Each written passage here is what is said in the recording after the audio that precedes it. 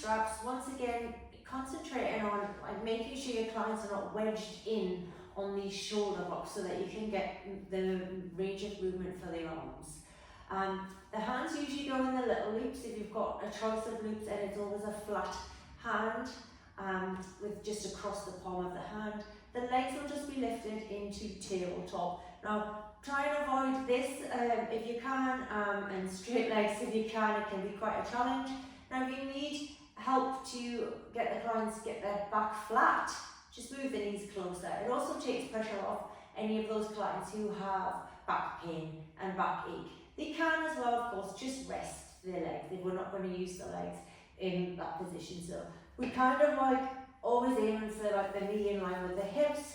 It doesn't really matter for what we're going to do today, but if they move the knees further away, it puts more challenge through the abdominals, making sure they don't arch and go into extension of the spine. So you can just play around with positions like that. We're just going to take a breath, we're going to exhale, we're going to bring the arms just gently and controlled down towards the carriage. Now, we're not saying that you've got to get your hands on the carriage, we're just saying down towards the carriage. And we use words like power through the fingertips, making sure the wrists are not bent as you go down. If they are bent, it's just an indication that the springs are a little too heavy for the client. So feel free to take a spring off, but we're just going to move the arms. So we're just going to lower and lift those arms. Breath in here, exhale as we lower, inhale, and then back. We can move into arm circles as well. So I would always say to the clients, just make sure you can always see your arms. And the circles are just nice and small. You can then, of course, change direction of the circle. And you can do wider circles depending on the space that you've got within your studio, making sure that clients don't hit each other when they are doing their circles.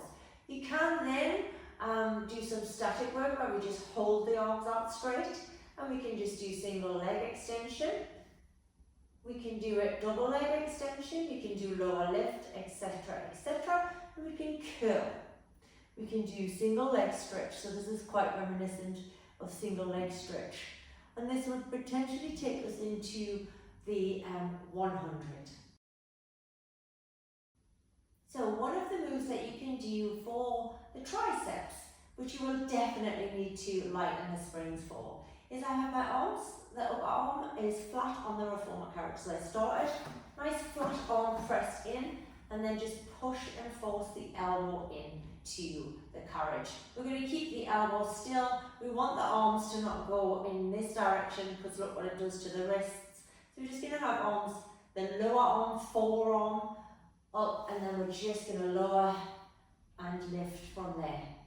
Just a nice little variation to get a little bit of tricep work in there.